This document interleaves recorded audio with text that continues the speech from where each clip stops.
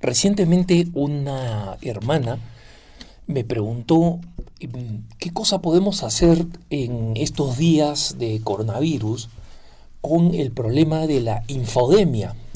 Muchos de ustedes deben haber escuchado este término que se refiere al exceso de información que en muchas ocasiones es contradictoria.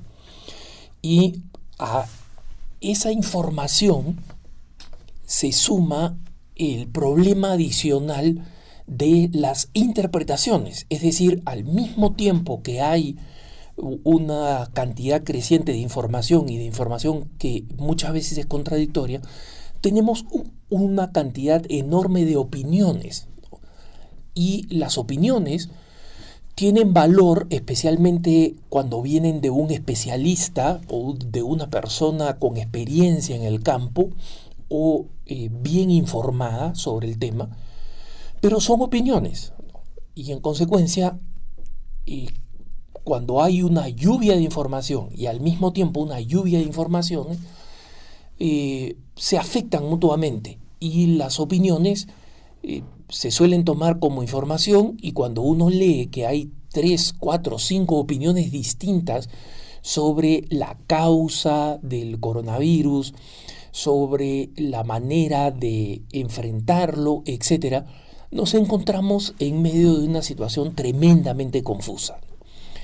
Entonces, para entender esta situación, ¿qué es lo que puedo recomendar eh, para mantenerse sano en medio de esta infodemia?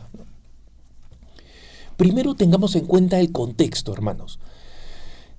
Nosotros de por sí ya estamos en un mundo hipercomunicado, ¿no? Y esto ya es una situación en que nos encontramos verdaderamente en una atrofia de la comunicación.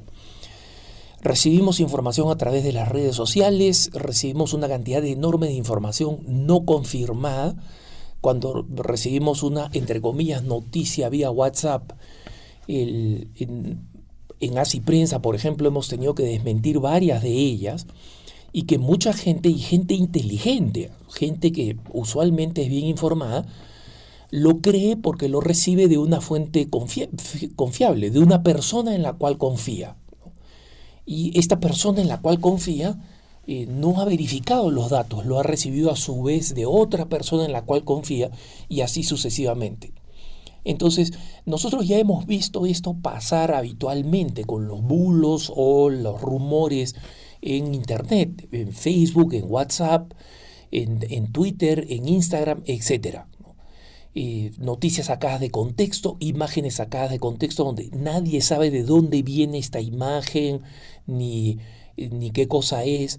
Entonces, en ese contexto, imagínense que acontece un evento mundial como la pandemia, que no tiene precedentes, ¿no? Que obliga a que las naciones paren de golpe, que tengamos todos que ir a nuestras casas, cambiar nuestros hábitos dramáticamente, crear caos, producir muchas muertes, crear confusión, temor, pérdida del trabajo, pérdida de oportunidades económicas, etcétera. Es decir, un fenómeno que incluso cuando podamos volver a una vida relativamente normal, nos vamos a encontrar con todas las consecuencias económicas, las consecuencias psicológicas de esta pandemia. Entonces, acá tenemos dos componentes altamente explosivos, ¿no? Por un lado,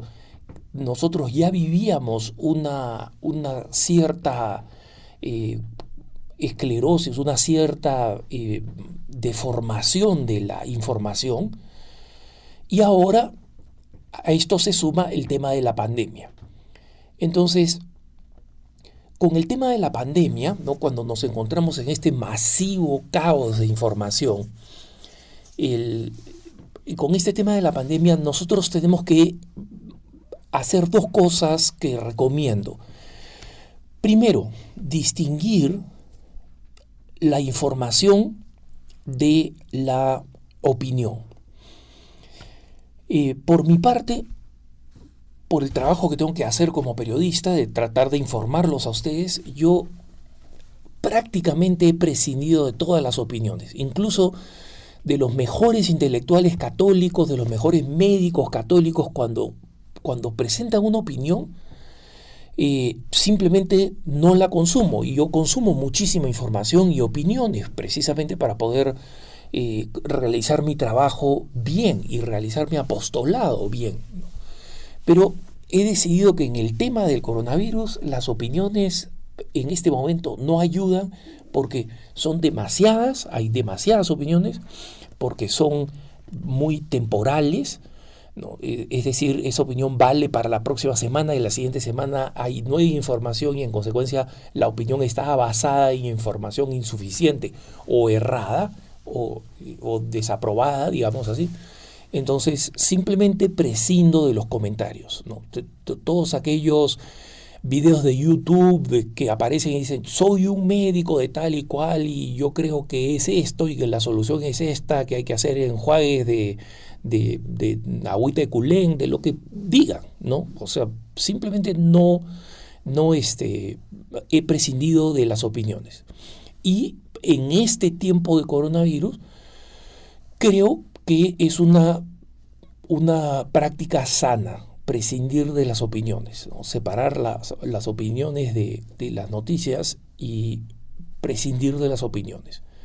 De las opiniones a través de cualquier medio. Tengan en cuenta ustedes que los medios de comunicación en general tienen que inundar la zona sobre el tema de coronavirus. Y un día o dos en las que no hay información, ¿qué cosas hacen los medios de comunicación? Entrevistan personas. Y entrevistan personas para que den qué opiniones. Entonces, por más que sea un médico, por más que sea el director de salud de tal sitio, es una opinión. Y creo que hay que prescindir de las opiniones, que hay que dejarlas de lado por ahora. Lo digo como consumidor de noticias, no solo como productor de noticias, sino como consumidor de noticias. Creo que eso es lo más sano para que una persona no esté saturada de ideas que son contradictorias. Y mi segunda sugerencia es que las personas tengan mucha paciencia con la información. ¿Qué cosa es la información? La información es estrictamente lo que se viene informando desde los laboratorios, desde las autoridades de salud y desde las autoridades económicas. ¿Y por qué necesitamos mucha paciencia? Porque nadie sabe lo suficiente, hermanos. Eso es lo que tenemos que entender. Recuerden ustedes, mucha gente se queja. Mira, al comienzo de la pandemia nos dijeron que el coronavirus solo afectaba a estas personas. Después han dicho que el coronavirus afecta a los perros y afecta a los gatos. Después nos han dicho que el coronavirus afecta a los perros, pero los perros no son transmisores. Después nos han dicho que los niños no son afectados. Ahora nos han dicho que sí se ven afectados, pero que generan algunos malestares que no estaban anteriormente asociados al coronavirus. Nos dijeron que los niños no podían contagiar. Ahora nos dicen que pueden contagiar. Hermanos, todo eso suena contradicción, información contradictoria. Pero en realidad, más que contradictoria, es una información en evolución. ¿Por qué? Porque la razón por la que estamos encerrados y nos hemos encerrado en nuestras casas es que del coronavirus COVID-19, o sea, de esta versión de coronavirus, porque el coronavirus ya existía hace mucho tiempo. Si ustedes toman uno de esos productos de limpieza de superficies, van a ver que entre las cosas que estas combatían desde hace años es el coronavirus, ¿no? Pero no esta versión de coronavirus, el COVID-19. Entonces este COVID-19, por ejemplo, se pensaba que si actuaba como otros virus que no mutan mucho, a diferencia, por ejemplo, de la influenza, de la gripe, ¿no? O sea, que mutan mucho. Si es un virus que no muta mucho, que íbamos a generar anticuerpos y este problema se iba a acabar. Pero ahora existe temor de que en el hemisferio norte, cuando vuelve el invierno, o sea, estamos a punto de entrar en el verano, pero cuando vuelve el invierno, otra vez el coronavirus pueda impactar seriamente en la salud de la gente. ¿Y eso qué cosa significa? Significa que todavía estamos investigando qué cosa hace el coronavirus. Todavía no sabemos lo suficiente.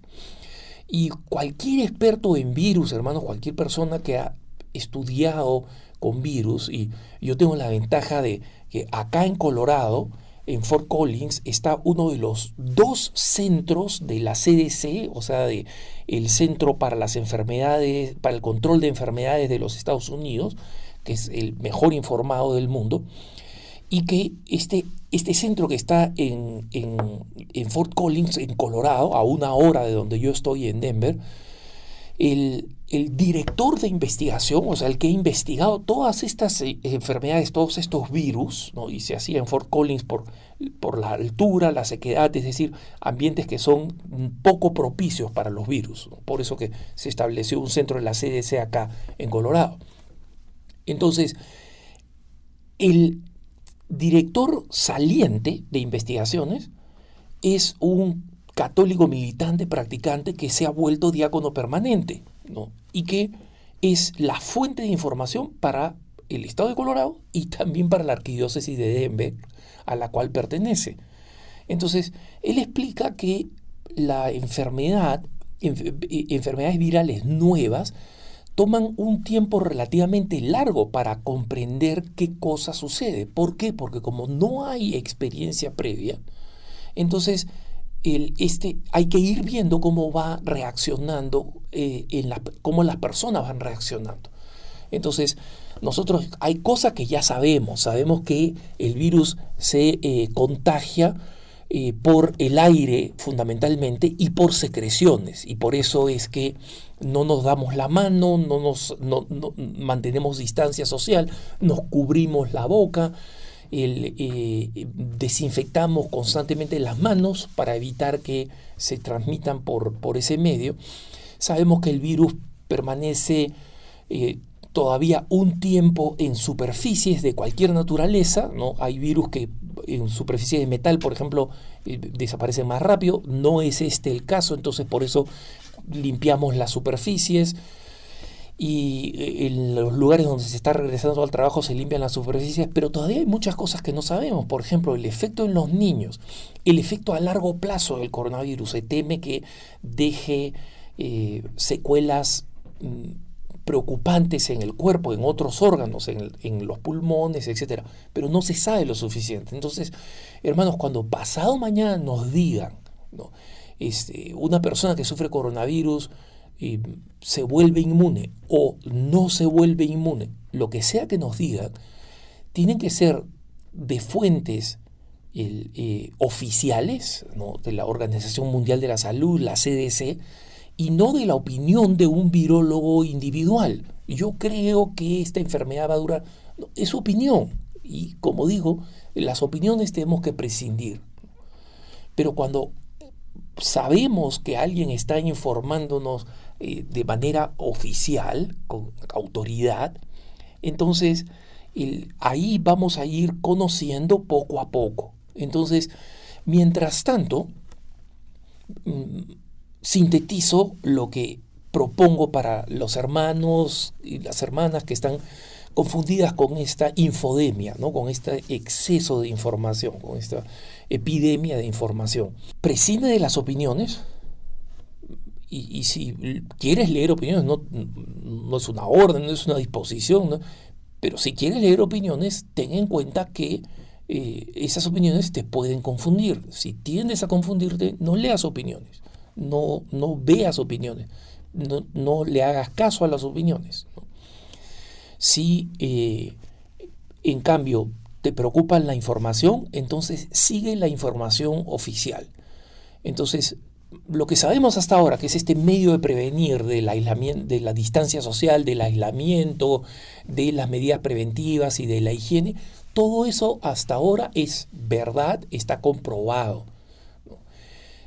Iremos aprendiendo nuevas cosas, pero mantengamos también la higiene mental escuchando y leyendo solamente las cosas que vienen de fuentes oficiales y que están confirmadas por esas fuentes oficiales. Que tengas un buen día.